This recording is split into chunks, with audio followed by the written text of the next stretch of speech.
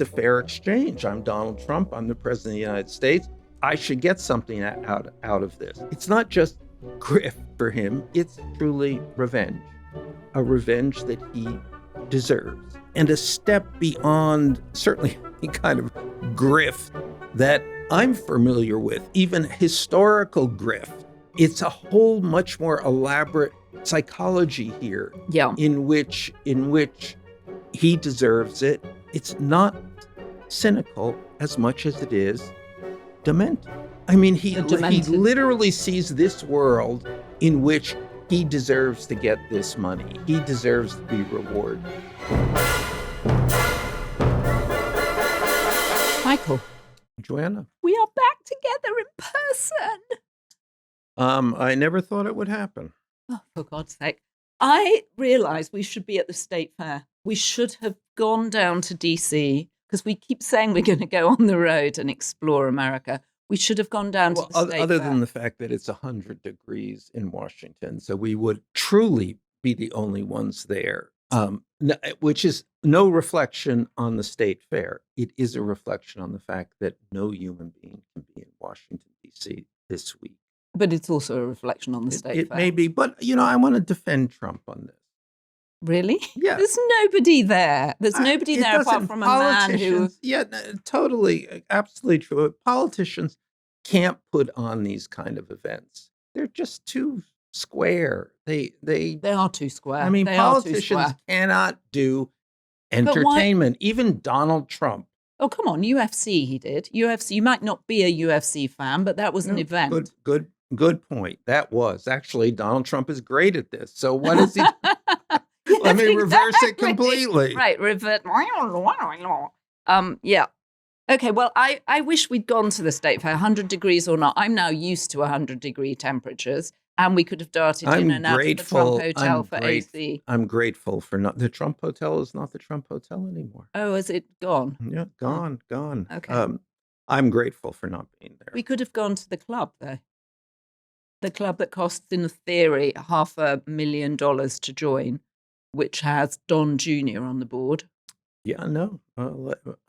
Listen, I am available to go places. You can't go places because you are always somewhere else.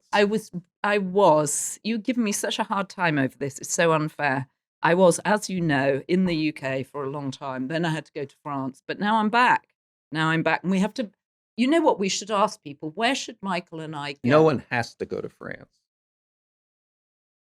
They kind of do. Anyway, I realized my son is investment number one, and I actually, for the first time ever, got a dividend because I got to stay with him free of charge the first time ever. So the long investment is beginning to pay off. Yeah. Well, we should ask people, where should we go? We could go to, where I've never been and I'd like to go? Mount Rushmore. We could go to Mount Rushmore and do it with us behind us. The only place I wanted to go was Greenland. And what happened with that? Yeah, well, what did happen? It fell off the news cycle. No one's going to want to pay for Mount Rushmore. No one's going to want to pay for Washington, D.C. It's the Dakotas, right? Mount Rushmore. Yes. Okay, so I wonder if the Dakota Tourist Office would like to pay for us to go. I think we could give it some good publicity. We could also Photoshop it. You could do it on your Instagram with your face at the edge of it. So it's all those presidents and then Michael Wolff. You're truly cheesy. I'm high on 2 coffees this morning. That's the issue. Just before we go, I just want to remind people what we're going to be talking about today. So we've got the SCOTUS decision, and we're waiting for the birthright citizenship to drop any moment. We've got the Strait of Hormuz, who's paying for it. We've got the staggering new levels of grift. Just as you thought the grift couldn't get bigger, it does. And then we've got a surprise for Michael, a surprise from the past for Michael. And you remember those quiz shows when I was growing up when they used to bring out someone from your past? Yes, it's a bit like that. We've got a surprise for you, a bit like that. And of course, no surprise, asking you to support our independent conversations because we're independent media with a subscription to the Daily Beast. So press your subscription button wherever you get your podcast. You can become a friend of the Beast, which has all sorts of incredible benefits. Friend of the Beast with benefits, indeed. Kazakhstan. Critical minerals, big deal. Tungsten. Tungsten. Who knew that it was necessary to make everything more lethal? I did. Oh, you did? I did, and obviously the Trump boys knew. Everybody does. I think Howard Lutnick knew too. Who is out to make a buck? Yeah, right. I mean, it's an extraordinary story. Go on. I mean, I can't even. I mean, the grift is the grift, and the grift is there, but this is like just completely out in the open. We're the Trump boys. So, I mean, get this. So the United States is financing a mining deal in Kazakhstan, right. a deal promising to, make billions and billions. And I'm sure the U.S. probably should do this. Makes a lot of sense. but the Trump boys, so the sons of the president of the United States, have gotten a piece of a deal that is possible. The deal is possible because the United States is putting up the money for it. So therefore, the sons of the president of the United States are directly benefiting from the taxpayer. Right. So and so the United States is putting up the money to build the critical facilities to start the mining, right? For tungsten. Exactly. And then there's this other interesting thing, that there's this investment bank, air quotes, investment bank, in the middle of this, Demented, it's called. And Demented, where are the offices of Demented? Well, they sound like they should be in Tehran. Where are they? No, they're in Trump Tower. Oh, they're in Trump Tower? Yes. Of course they are. This is right. Does no one care? Does no one see? But let's go back. They don't. Donald Trump says nobody cares. Yeah. And he may not be wrong. You're eating French fries at the beach and you want to take a quick dip in the ocean. So you put a seagull on watch. That's not security, that's catering for the seagull. There's a reason you wouldn't trust a seagull with your fries, just like there's a reason why Morgan & Morgan is America's largest injury law firm. Morgan & Morgan has a proven track record of fighting for the people. For over 35 years, with over $30 billion recovered for their clients, Morgan & Morgan knows a thing or two about fighting to get you the compensation you deserve. Hiring Morgan & Morgan is like hiring an army to go into battle. They've got more than 1,000 lawyers and 100 offices nationwide. If you're injured by someone else's negligence, you deserve to be paid. Not all law firms are the same. Hire the wrong one and you may be beat before you even start.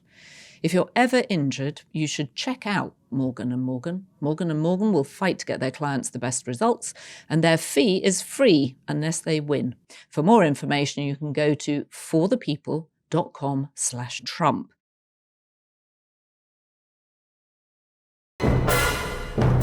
Let's go back to the really interesting thing is what Donald Trump thinks about this. And we tend to think of this, see him as he's completely cynical, just give me the money. I don't think that that's exactly the case. I think it is that he is profoundly in his mind, in his head, believes he deserves this, that it's a fair exchange. I'm Donald Trump. I'm the president of the United States. I should get something out of this. Does he? And is this because he feels that he was, persecuted during the 4 years? Well, yes, and that's also the thing. So it's not just grift for him. It's truly revenge, a revenge that he deserves. So it's revenge that he is due. Right. Right. So, but this is. I mean, this is an important thing and a step beyond, I think, certainly any kind of grift that I'm familiar with, even historical grift, in which the grifter is not like, I'm going to, I'm doing it, I'm feathering my nest. It's a whole much more elaborate psychology here, in which he deserves it. He is the system This is all Donald Trump, always against the establishment and the system. And they've done me wrong, so I should be paid. So he's sort of self-adjudicating. He's readdressing the balance. He feels that first time out, he got a rum deal. Right. So it's not. How much money did he make from his first administration? It's just as it's not cynical as much as it is demented. Demented. I mean, he literally sees this world in which he deserves to get this money. He deserves to be rewarded. Okay, well, his sons are getting rewarded, and nobody seems to care. The sons are just the agents of this, obviously. I mean, that's the other thing. The sons are, just the Trump lackeys, and money is delivered to. The irony here is that, right, the irony here is that Donald Trump was broke when Mark Burnett picked him up to be on The Apprentice. He played a successful businessman when he wasn't, but he got paid a lot for the show because the show was so successful. And now he's in office for the second time as president. He turns out to be a successful grifting businessman. I mean, he's going to leave with a lot more money. It's pretty easy to be a successful grifter when you're the president of the United States. That's the point. And yet the last That's why we make a thing. You shouldn't, if you're the president of the United States, you shouldn't be self-dealing. Duh. Right. But that's what's extraordinary, because if you look back over the last few presidents, none of them were accused of doing that to any great extent, right? Maybe there was there was sort of fishy stuff with Dick Cheney, right? At one point, he had shares in BlackRock and Halliburton, and they were being used in the Iraq War. But there was nothing like the scale of what's going on now. There's nothing like the transparency of what's going on now. There's no effort to hide this. Although Domani, the so-called investment bank, who's on the board of Domani? Well, I think the Trump boys have an advisory role. Yes, exactly. Have an advisory role. Exactly. Oh, so demented, not cynical. Yeah, I mean that's the other thing. It's the other, I think, profound misunderstanding about, once again, and we've talked about this before, about how to understand what's going on in Trump's head. There was a piece, can't remember, in the Times recently about the election stuff, about Trump trying to subvert elections. About how your point, I think, that his campaign strategy is to try and sow confusion around. Well, no, it's actually more about, he believes the election was stolen from him, and then the Times position, which is common, flat-footed position, was that that he's cynical, that he's trying to that he's just using this as the excuse to do what he wants. Again, I think a profound misunderstanding. And that the truer way to look at it is that he believes, or has come to believe, or it has been so convenient that he has convinced himself that this is absolutely true. So this is a more serious condition than I'm a cynical guy and doing this. It is, again, demented.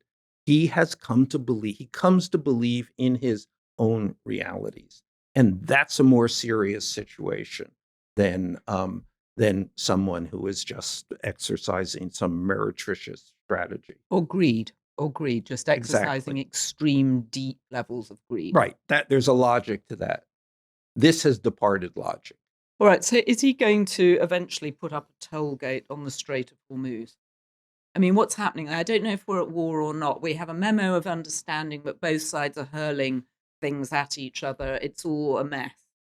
And also it feels like it's going to be one of those things that now just carries on going, that there are going to be flurries of violence. I think you have it. I mean, I think that Iran has won. I mean, they made it about the Strait of Hormuz.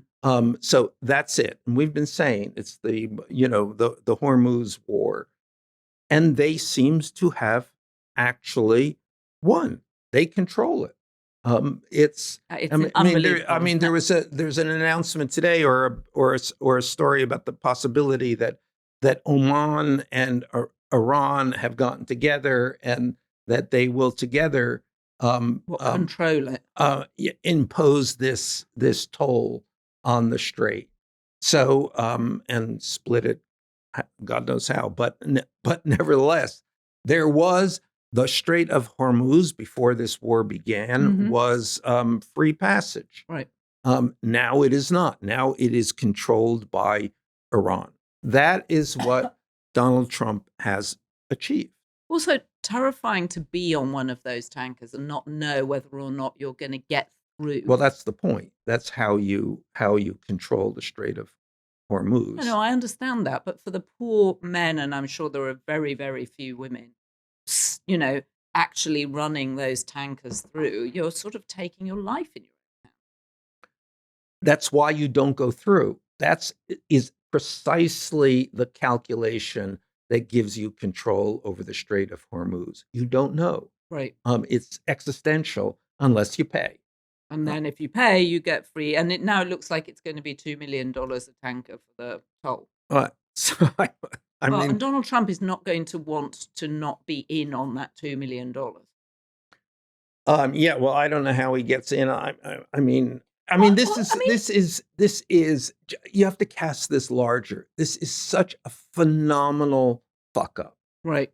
I mean, in every single way. And there's another aspect of this that basically, this deal is going to free up an enormous amount of cash for the Iranians. I mean, all of the $300 billion. All of the sanctioned money is going to funnel back from them. So let's get this. The original goal here, and this really was originally the paramount goal, was to get rid of the regime. Right. The result, the end product now of this effort is to finance the regime. It's crazy. So the regime is there going more to outcry about it.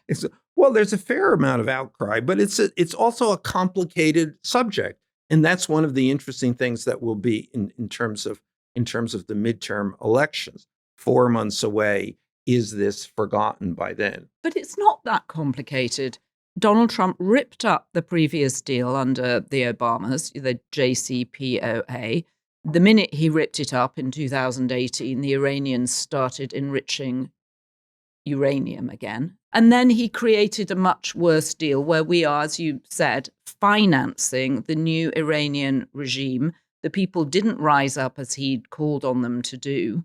And we're stuck now with tolls in the Strait of Hormuz, all of which had been played out by previous American presidencies, and they'd all resisted the siren call of Benjamin Netanyahu to go to war for Israel's bidding. Well, absolutely. I mean, the tragedy is actually the low threshold of what is complicated in American politics.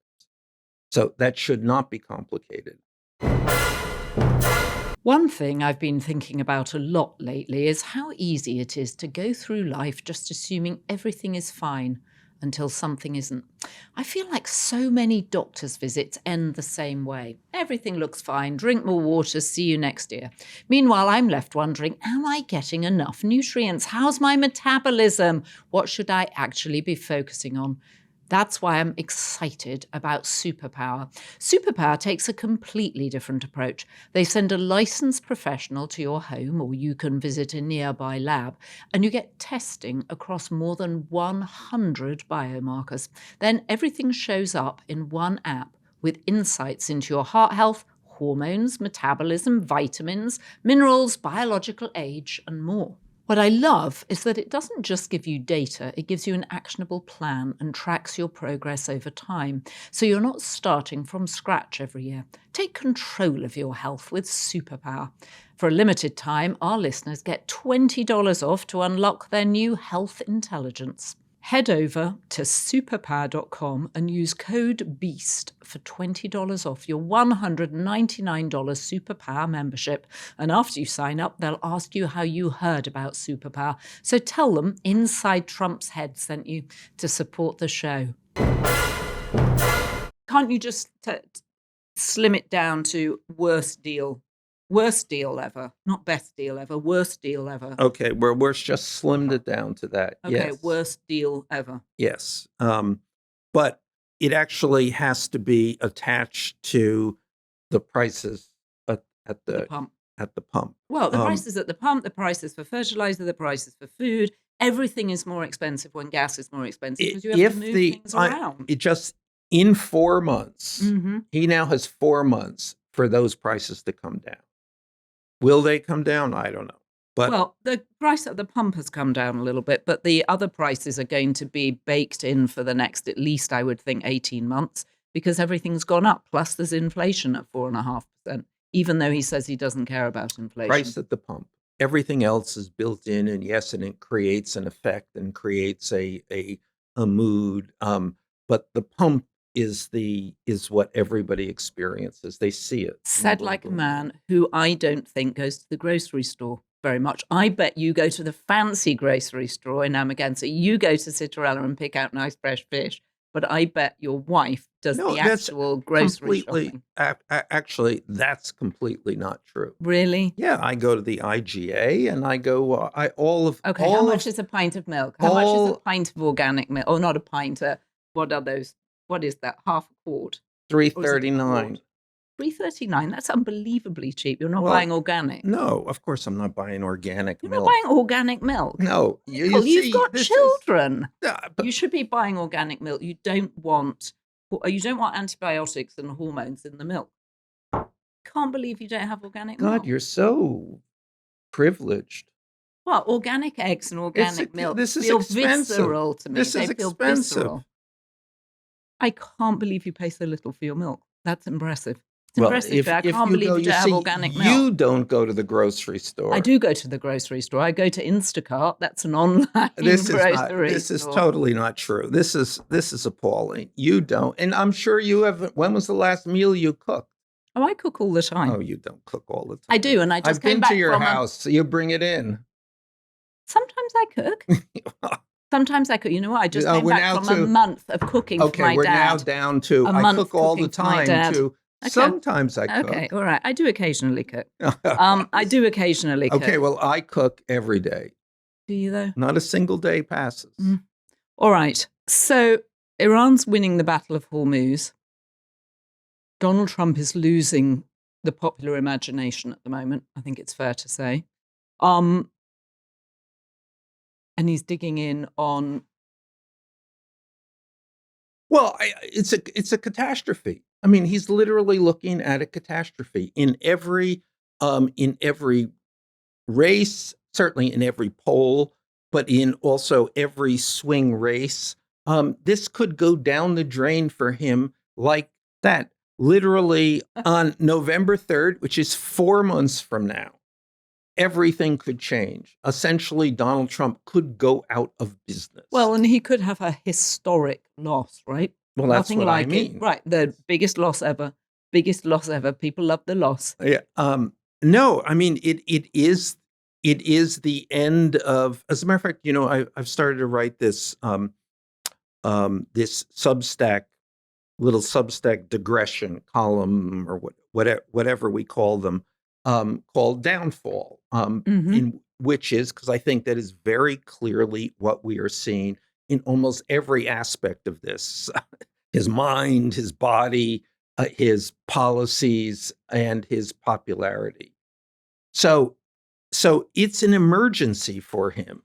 What do you do? What do you do if you're Donald Trump and you are looking at the end of everything you theoretically have achieved? And the Supreme Court has refused to side with him on E. Jean Carroll, so he's now officially a sex abuser.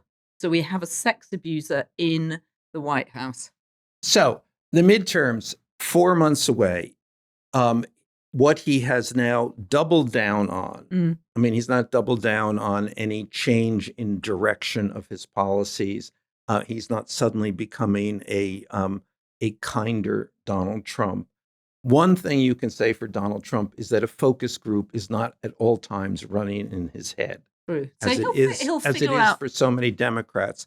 But So he's looking at this. I can still win this. I can still eke out a victory here if I screw around with the election rules. And that is now also what he's become singularly focused on, obsessed about. So obsessed that basically he stopped the work of the United States Congress because it won't pass the law that he wants. This what's the save bill, the save bill, whatever. Which in effect creates a whole new series of hurdles for people to vote, which would theoretically, not necessarily, by the way, but theoretically help the Republican vote. Right. But the Congress isn't going to pass this. And they keep telling them, we can't pass this because we don't have the votes to pass this. Never mind. Stop everything. You have to do this. Get rid of the filibuster then. No, we're never going to get rid of the filibuster, Mr. President. It doesn't matter.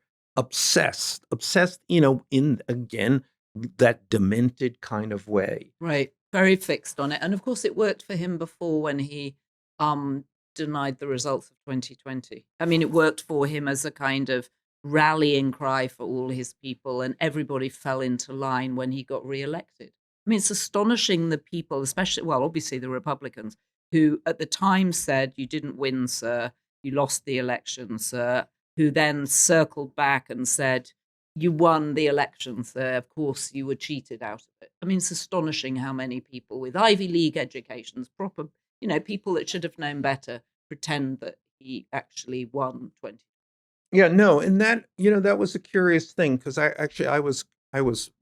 had begun writing a book about the election then, and was kind of on the scene talking about, that was actually a rich moment, because it was this landslide. Yeah, because all of the, a lot of the Trump people who were out of jobs, suddenly were talking, and but literally at that moment, January 6th happened, and it was, the election happened, and everybody, the whole Trump White House was like, okay, we don't want any part of this denial. And then the crazies, Rudy Giuliani people came in, and then January 6th happened. And then you just thought, there was just that absolute moment when you thought, this is over. How could it not be anything but over? Every Republican leader in the Senate, shaking their heads. Well, and some of them have been truly frightened by what happened on January. But almost immediately thereafter, was 3 days after January 6th, White House people said, okay, seems bad. Let's put a poll in the field. Let's put a poll in the field. And they put a poll in the field, I think X number of days, 8-9 days later, the poll came back showing an overwhelming popular support among Republicans for Donald Trump. And that almost immediately brought everybody, the general Republican leadership, any Republican office holders, back into the fold. But why would people take notice of that when he just lost the election? Because he maintained that base with the Republican Party. So it's not Democrats who are suddenly saying that. It's Republicans who understood at that point, that elemental thing, Donald Trump still controlled the Republican Party. So that has been, that's this theme that you have to keep looking at here, that the Republican Party itself has no control over the Republican Party. Right. It's Donald Trump who has that control. Well, and he appears to have control over the Supreme Court, though at least there were 2 decisions this week that didn't go his way. One was the Mississippi mail-in voting, which allowed people to still mail in votes on election day and count votes that arrived after election day.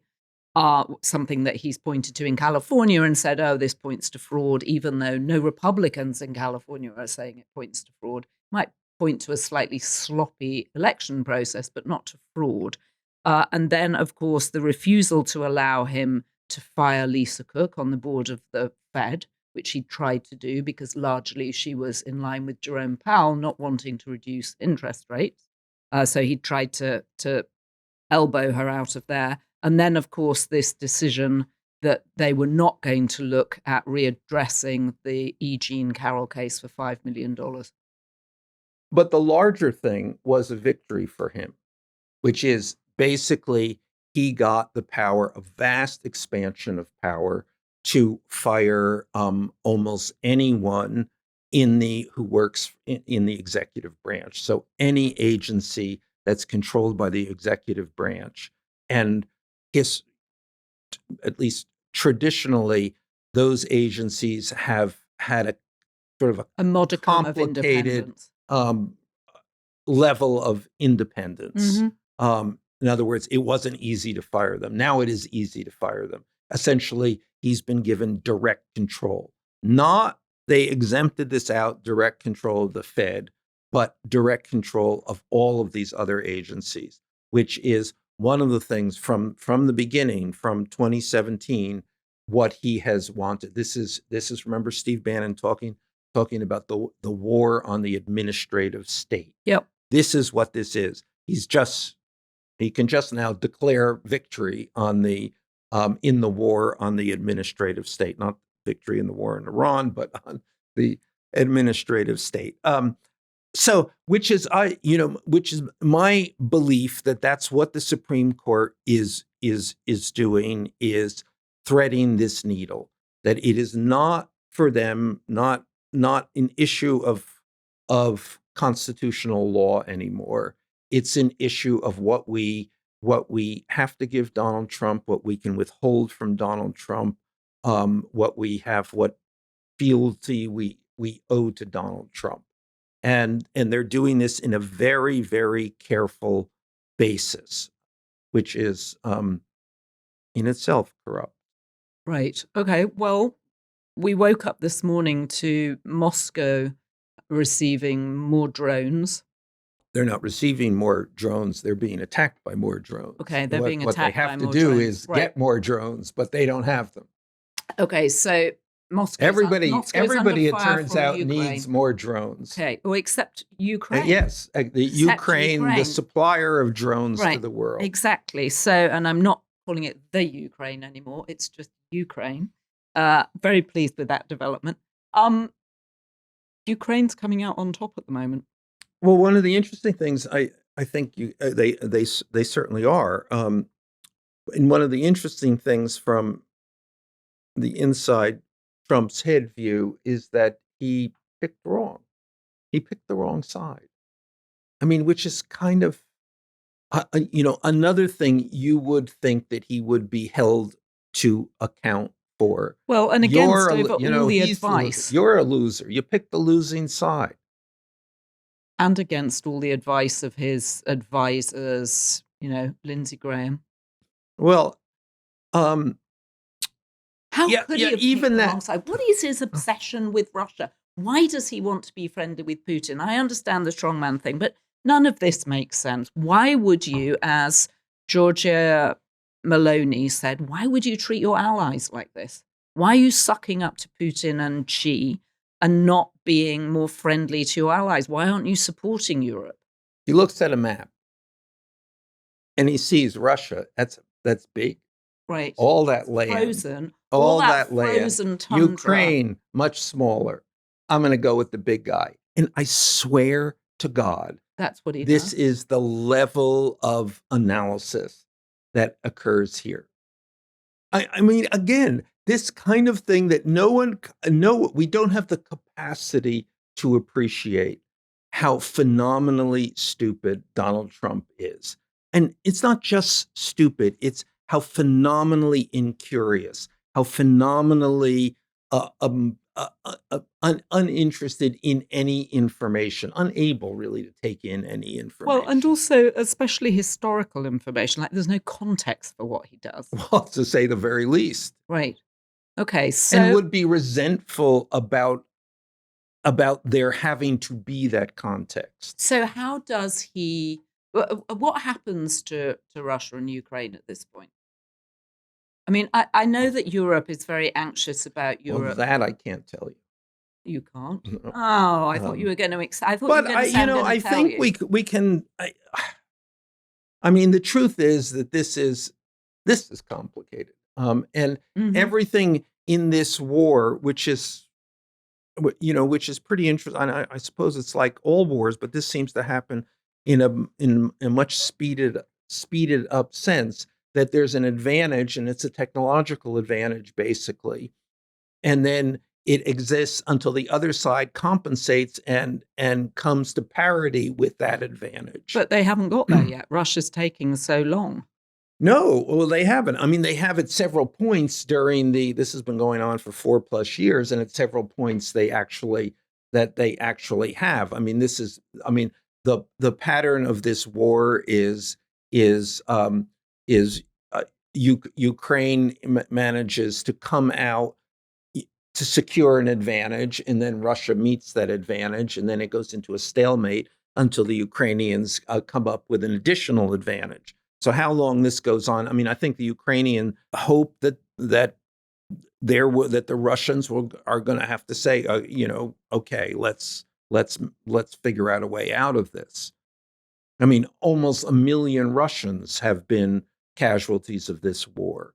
So it certainly does seem that at some point Putin is in trouble. Now, remarkably, he has not been in that much trouble to date, and still may not be in that much trouble. In the Trump narrative, it would have been so easy for him to have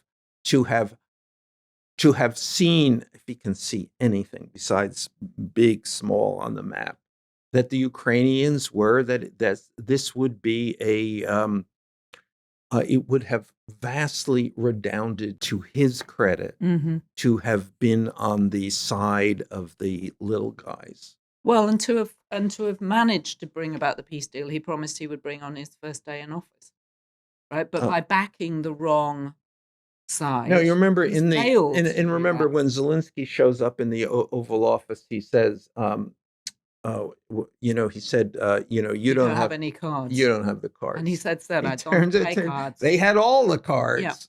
Yeah. It's still my favorite joke when he says that about the Iranians. You don't have any cards, and they have the Strait of Hormuz. Such a good line. Not my line. I've found it somewhere, but it's a very good one.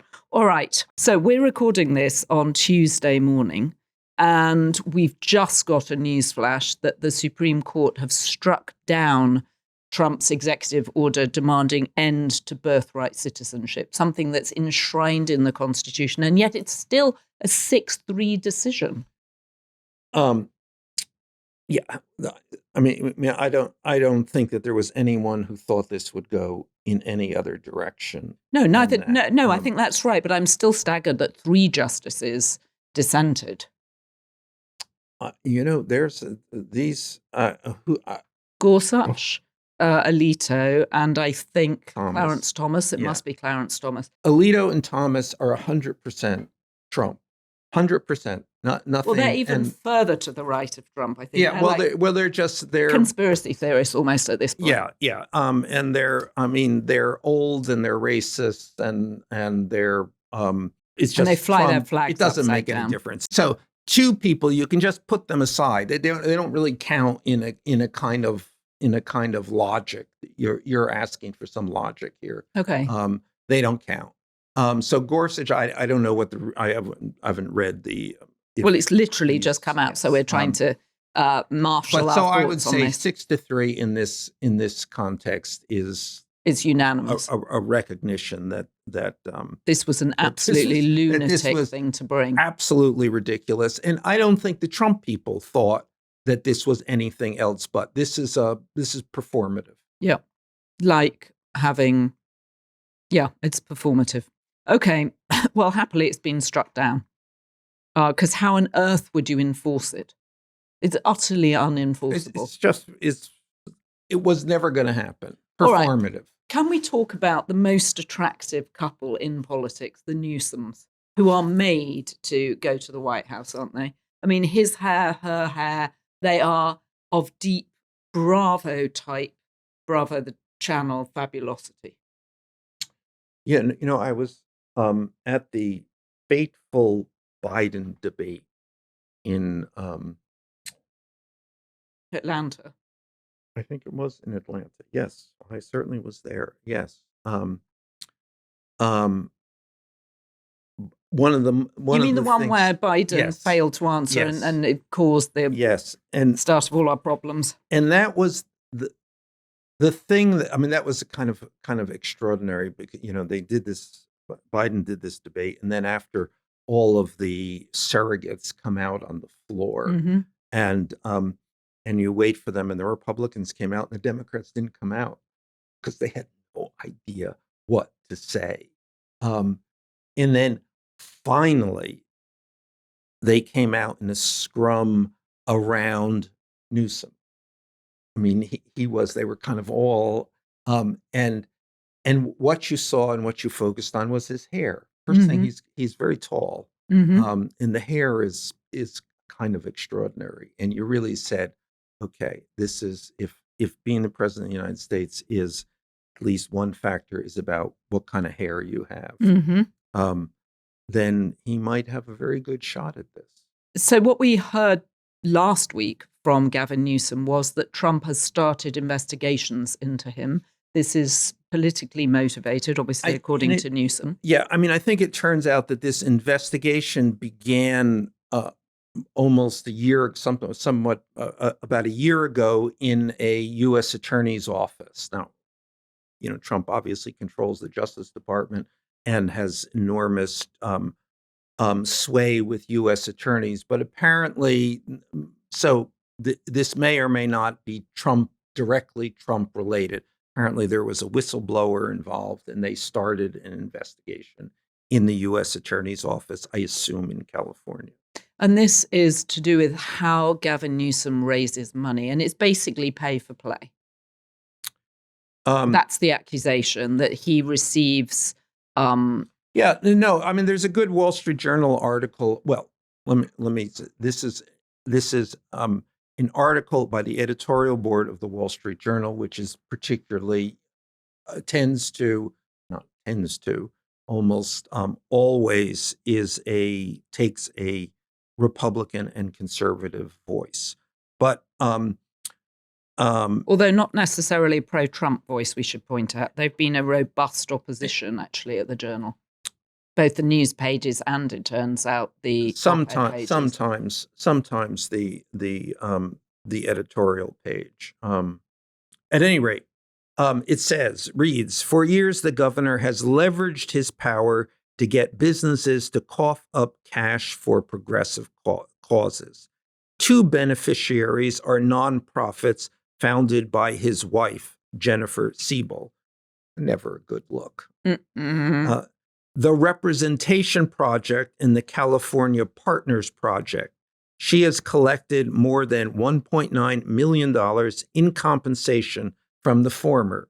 So, so it's not only her organizations, but she's getting paid. The question is, on what basis do you raise this money? Well, they're called behested payments, yeah, right? And this may not be, you can probably argue, which they will certainly argue, that this is not illegal at all. It is, though, as this is politics. And so theoretically, it is the appearance of conflict that we seek to avoid. Right. Now, we may, that may be an old and discarded point of view. Donald Trump wiped it away. The appearances don't matter anymore. But it also could mean that Gavin Newsom, who is the front runner for the Democratic nomination in 2028, not that he will remain the front runner, but certainly at this point, could be knocked out by something like this. Well, it also says that he's raised, the total amount he's raised since 2011 is $350 million. Right, which, according to the Journal, has poured in since he became governor in 2019. That's a lot, $350 million. Yeah, no. Behested payments, they're legal, but they're not seemly. And And maybe they're not. I mean, obviously, an investigation has been, obviously, there are some questions about the legality of this. Right. Or there's a mischievous whistleblower and it's going to cause him damage. Yeah, but these kinds of things, and we should start to log these kinds of things because it's highly relevant to 2028. And what Gavin Newsom has done has leaned into the Trump way of handling it, which is to say they're coming after me, it's a witch hunt, and putting it center stage as opposed to putting it in the background and telling people not to worry about it. So he's actually campaigning on this now. Fascinating, and we will continue to watch. No, and I think that this is the kind of thing is actually a test of your mettle for getting the nomination. Right. This is why you. In need other words, time to run. in order to be the person who should get the nomination, then you see if you can survive this kind of stuff. Yep. And do you think he's going to survive it? I think he's thriving on it. Yeah, the questions are, should he survive it? And then, will he survive it? Okay, fair. Fair. Should he survive it and will he survive it? All right, you mentioned hair as a candidate, and we have a surprise for you. Who is this man with all the hair? Long ago. This I is once had hair. Come on. I would never in a million years have thought that this was your hair. I would never. I imagined that you would have very bushy hair.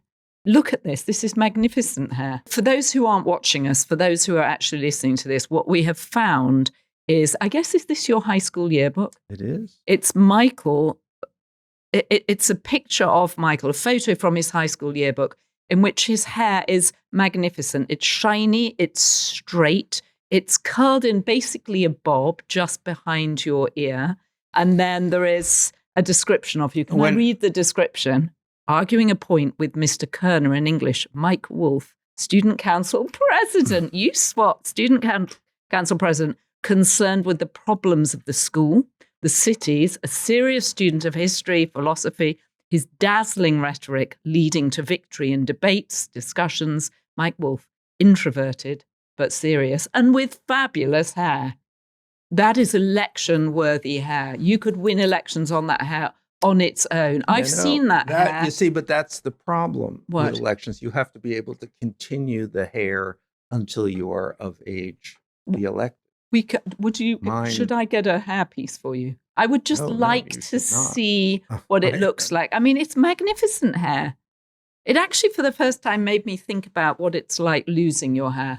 I was the best day of my life. It took a lot to keep that hair, and you had to tend that hair. Yeah, this hair, no tending. Did you actually make a decision to just shave it all? At some point, yeah. I feel like ever since I've known you, you've not had any hair. No, I haven't had hair for decades. Right. No, I remember Scott Galloway saying it was a huge relief when he got rid of his hair. Have I ever known you with hair? No. How old were you when you started going bald? In my 30s. Huh. So your kids cannot remember you with hair? No. Fascinating. Anyway, this is election-worthy hair. No wonder you were... Do you think I'm handsome? Of course you're handsome. No wonder you were school president. Mm. You won the school presidency because of your hair. It's a really underestimated thing in politics. Have we ever had a bald president? Well, I mean, Eisenhower was not a guy with a lot of hair. But he had some hair. That was a real comb over. It was a comb over. I mean, and it was and television was less of a thing then. Yeah. Television was less of a thing. Anyway, Gavin Newsom's got fabulous hair. His wife's got fabulous hair. His behested payments are legal, according to the Wall Street Journal. And he says he's being investigated because Donald Trump has launched a witch hunt against him because he knows that Gavin might win. You know who is getting a surge of attention is Andy Bashir. Andy Bashir is never going to be president. The man speaks in policy paragraphs. I had a dinner with him last summer in the Hamptons, of course, where everybody shows up. All Democrats show up to raise money. I think some Republicans show up, but the Republicans stay in Southampton. Southampton, yes. Right. The Democrats was strictly to East Hampton. Wainscott yes. and East Hampton, and very much Sag And Harbor. he was, I thought I was a, extremely nice guy, and extremely intelligent, governor of a red state. All of this, as dull as you could possibly be. Right. I mean, it was the people at this, there were only a few people at this dinner, but everybody was propping their eyes up. Well, he's milquetoast, isn't he? I mean, he's governor of Kentucky, so red state. That's impressive that he's done that. But he doesn't have the charisma, I think, to be president in the age of social media and everything else. Well, a conversation that will continue. Bit of a stray there. Poor old Andy Bashir caught a stray from our conversation. However, we will be back, and we'll be back on Thursday. We're not going away unless Donald Trump launches a witch hunt into us. I think he has launched one into me. Oh, he has? I have... Do you have an update on where you are with his wife? Yes, but let's save that for Thursday. Okay, so Thursday we'll be back. We'll talk about the update in Michael's case, suing the First Lady. And if you have been, thank you for joining us. Don't forget to subscribe to the Daily Beast. And you get all sorts of special perks for membership, and especially if you join the either Be Beast tier level or the Beast Friend of the Beast. Friend of the Beast. Friend of the Beast. Thank you, Ryan, John, Heather, Rachel, and Neil. So the good news is we have so many Be Beast tier members now. There are too many names to read out, and we really appreciate your support.